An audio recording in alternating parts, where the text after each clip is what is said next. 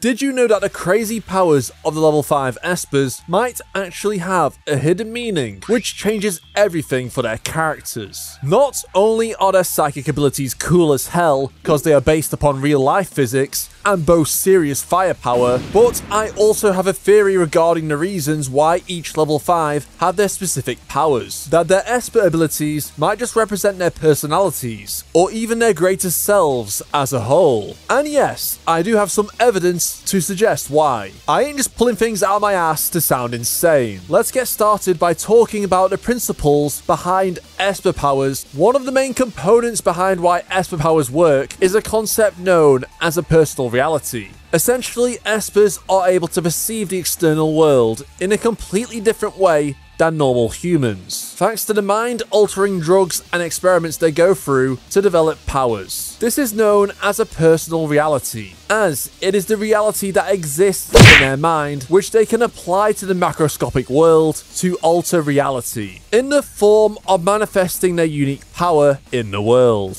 It all functions via quantum physics, which can be pretty complicated. I'll do my best to explain. Specifically, personal realities are a thing thanks to the Schrodinger's cat thought experiment. Let's say you have a cat who is placed in a box. The cat could either be dead or alive. You only know when you open the lid and see how does the look. Please don't quote me on that. Since there is a 50-50 chance of the cat being alive or not, you could then say that when it's in the box with the lid on, it's in a state of being neither dead or alive, but somewhere in between. This is how Esper powers work. If you imagine the box as the Esper, and then the alive cat as them distorting reality to use their power, or the cat being dead and nothing has changed in the external world. Okay, thanks for the crappy quantum physics for dummies class, Aeon, but how is this even relevant for the point of this video? Well, that's because personal realities are located in the mind, and may have some kind of a link to the personality of an Esper, and perhaps something even greater.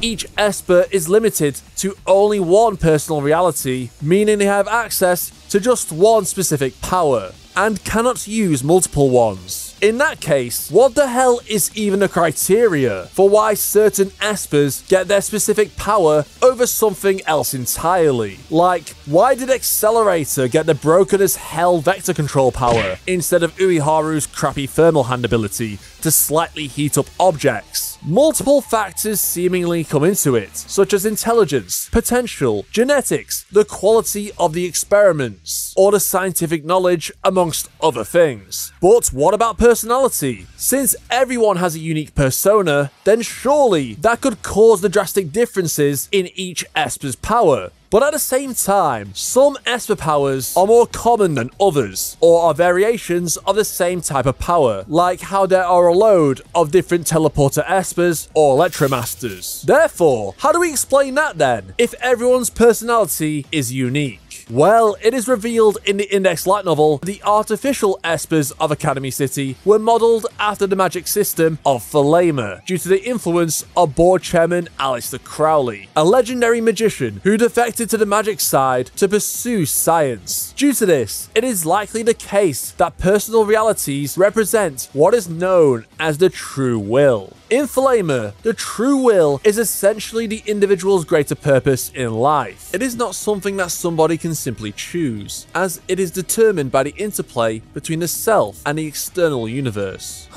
Kinda like a reality contained within the self, which can then affect the outside world. Sounds oddly familiar to what I was talking about a few moments ago. Therefore, it can perhaps be implied that an Esper's power may be a reflection of their greater purpose in life, or even their soul itself, as a student becoming an Esper has zero say in what ability they get, or what level they end up with. With the thousands of students who end up as powerless level zeros, their true wills likely imply they were never even meant to be Espers to begin with. A stark contrast from the 7 monsters who became level 5s. So I think it would be interesting to discuss what the true wills of each level 5 could be, and how it makes sense in relation to their power. Let's start off with the number 7 level 5. Sogiita gun her. If anything, I think Sogiita is the perfect example of the true will theory. Even though he is not an artificial Esper, instead he got his powers by natural means outside the city, making him what is known as a gemstone. Nevertheless, I still think the theory applies to all Espers, considering gemstones are linked to the pure world, and Iwaz, the holy guardian angel, who was the one who taught Alistair everything about Thelema. Sogiita's unnamed ability doesn't seem to have any logic behind it, despite being a scientific one on paper, with Sogiita being able to perform a myriad of supernatural actions, such as creating explosions, having superhuman strength and speed, walking in the air like a certain snowman,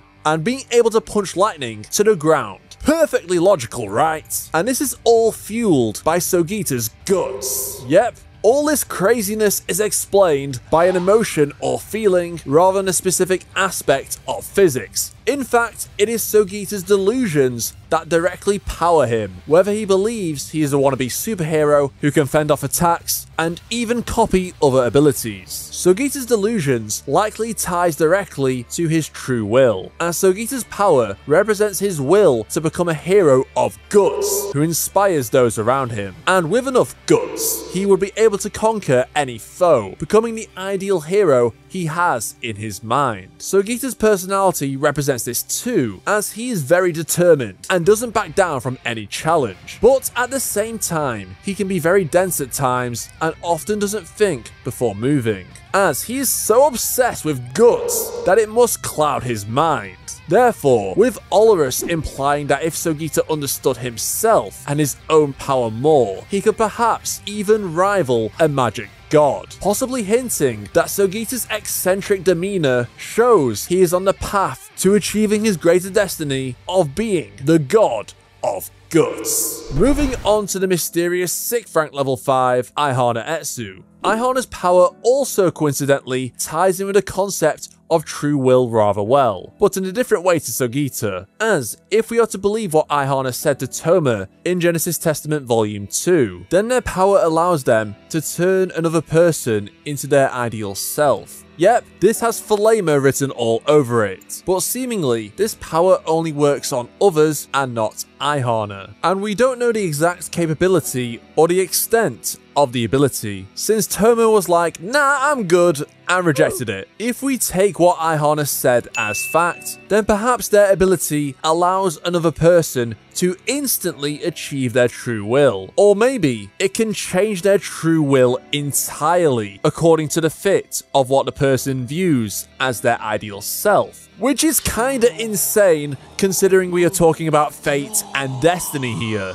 Although the question remains, how does Aihana's personality relate to their power, and what could their true will be? Due to Aihana's mysterious nature and them acting like a complete social recluse, it makes sense that their ability works on others rather than themselves. In fact, Aihana is known to lend their name and their rank out to other people, with many Espers in the city claiming to be the number 6 for their own agendas. This allows Aihana to keep their own identity hidden, with so many others pretending to be the number 6, making the list of potential candidates of being the real deal drastically higher. Aihana is quite arrogant, as they believe that others need their help to be successful, rather than achieving things on their own merit. We don't know what their end goals are, or what drives them, so judging what their true will could be is even tougher. But judging off what we do know, with their personality and desire to be anonymous, the number 6's ability does make a lot of sense. By manipulating those who are aware of the myth surrounding Aihana, it helps them stay hidden, and it also adds to the legendary image of the status of being ranked as a level 5. Speaking of manipulating others, the 5th rank level 5 Shokuho Misaki is quite adept at that.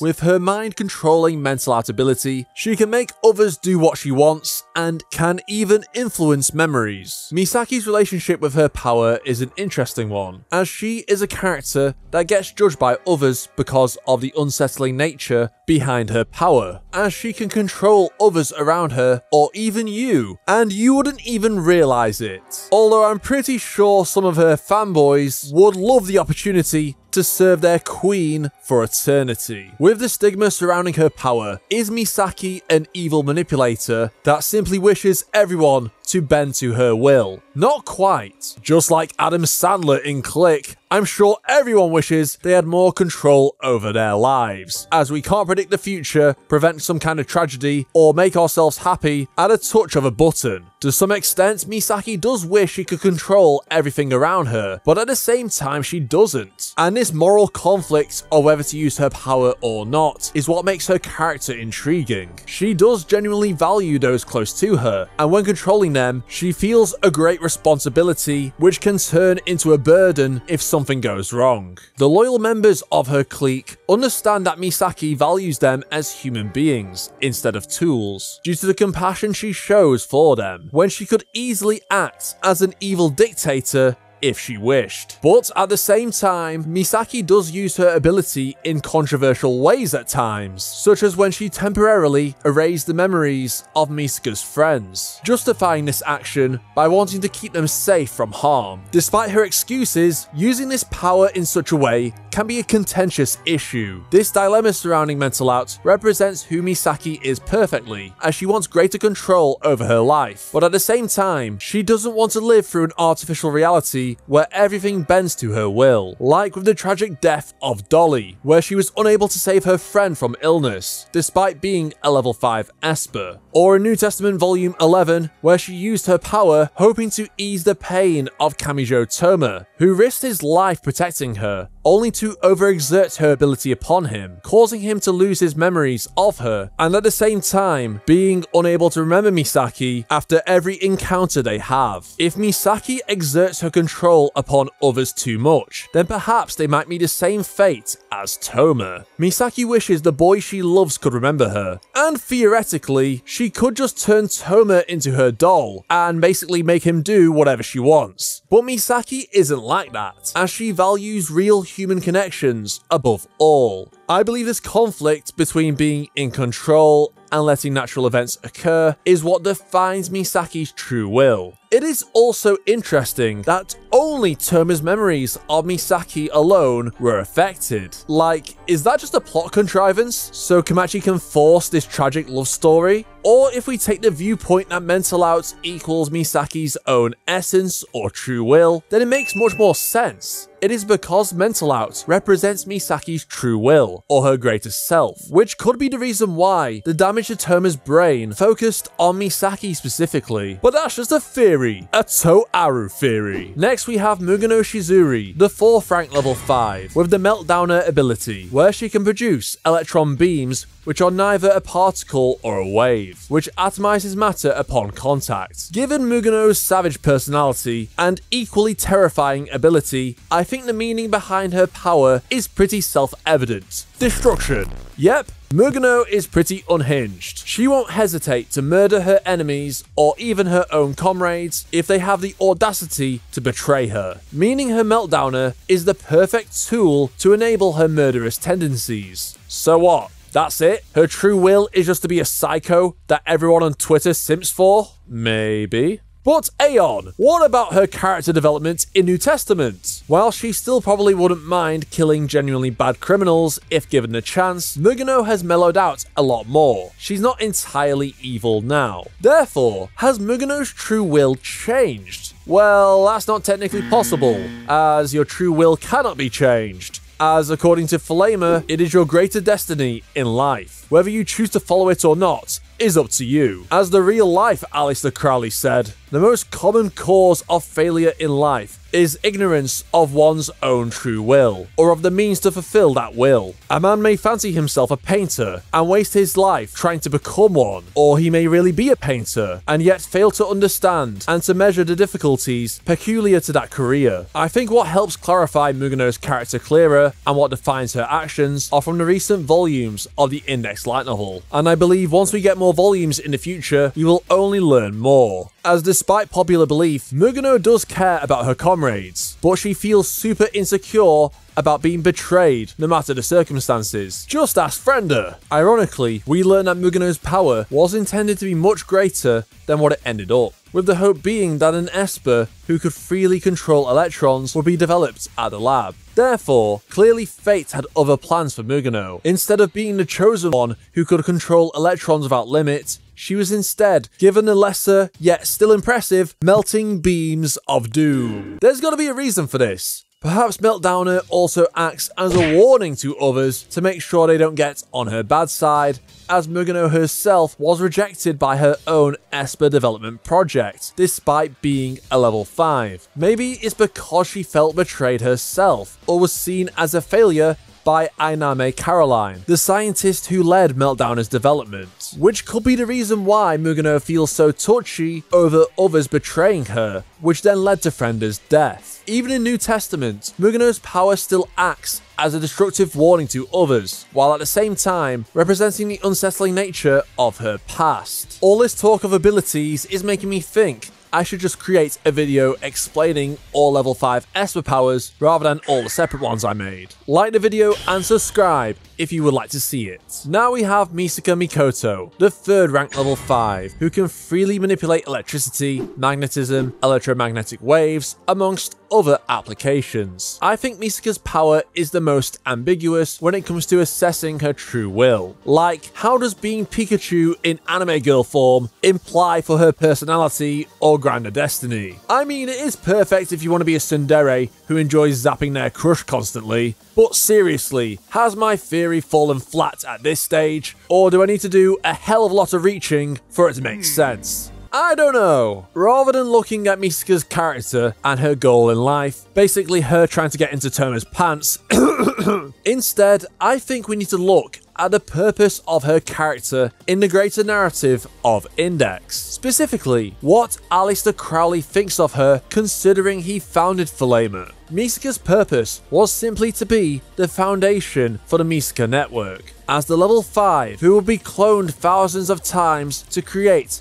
an electromagnetic network which produces an insane amount of collective energy. This was only possible thanks to Misaka's power, as the clones have an inferior version of her ability. Nevertheless, it's thanks to Misaka that they can send electromagnetic signals to each other. And if you are familiar with Toaru, you know just how important the Misaka network is for the story. If you don't, then I recommend watching this video. Therefore, I believe Misaka's true will must have huge implications for the Toaru universe as a whole, even if Aleister himself admitted that she lost her purpose once the network was created. Up next is the true number 1, or should I say the 2nd rank level 5, Kakina Teitoku. Kakina's ability is dark matter, not creating actual dark matter from physics, but instead a mysterious white substance which did not exist in our world prior to him creating it. Dark matter is a highly versatile power, as it can alter the laws of physics with other matter it comes into contact with, and has many special properties to it. The crazy thing about dark matter is that it has almost limitless potential, since you can theoretically create an endless supply of it and bend it to your will, making it the ultimate power of creation amongst the Espers of Academy City. Certainly, it is an ability that sounds like it should be the strongest when you think about it. But then Accelerator exists, who wields the ultimate form of both defense and destruction,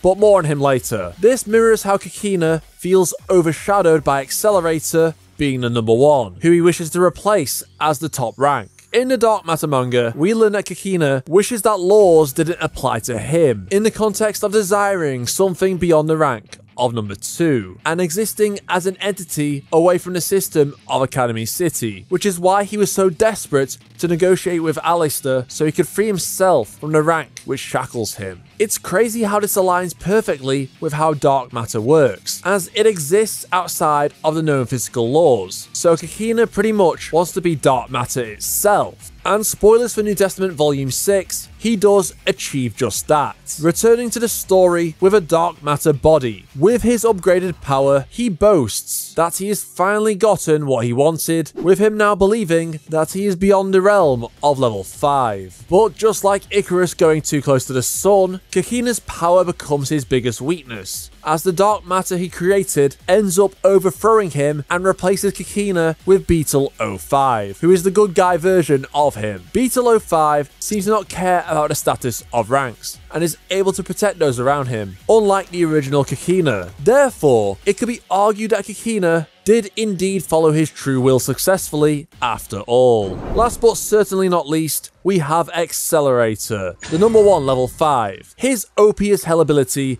is the power to manipulate vectors of physics, controlling any quantity which has both direction and magnitude, effectively allowing him to alter the laws of physics on most things in existence with a mere touch. His trademark use of his ability is his notorious reflection, which passively redirects any attacks away from Accelerator which have vectors, making him impossible to harm for most Espers in the city. Now, Accelerator's personality and true will is pretty deep, considering he develops so much as a character over the course of a certain magical index. While he is pretty psychotic at times and can be a sadistic killer early on in the series, he slowly becomes a better person as his true nature inside is revealed. Accelerator likely would have never grown up to be such a deranged person if he had a loving family and support around him, but instead he grew up alone and was manipulated by adults to do terrible things, which he regrets as Accelerator matures. One of the key themes of his character is that Accelerator learns to use his power to help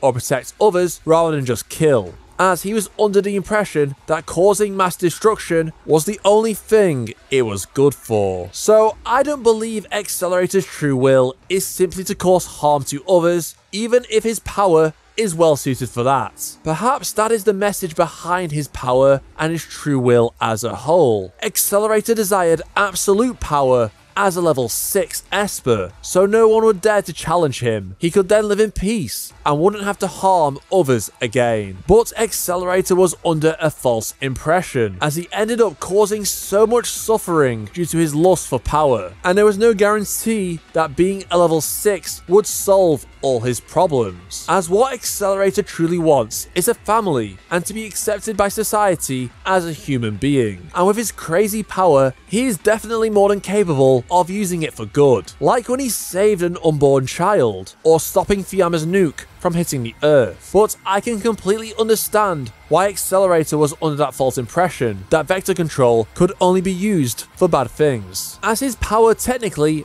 only shields him. He can kill others in one touch, and his power can even hurt or kill others by accident, which happened when Accelerator was younger on multiple occasions. But as he lost to Toma, who is a level 0 Esper and is capable of saving thousands of people, even if he does have a busted power for someone who's an underdog, then surely Accelerator has no excuses as a level 5 to do something similar to his rival, as Accelerator admires Toma and wishes he could be a hero like him, to which he can now, but by following a different path. Therefore, I think it makes sense from this perspective how Accelerator's true will follows his own development and perspective surrounding the strongest Esper power in the city. Do you agree with my analysis or not? Let me know down below, and check out my other awesome videos on the level 5 Espers on screen right now if you want to learn more. Until next time.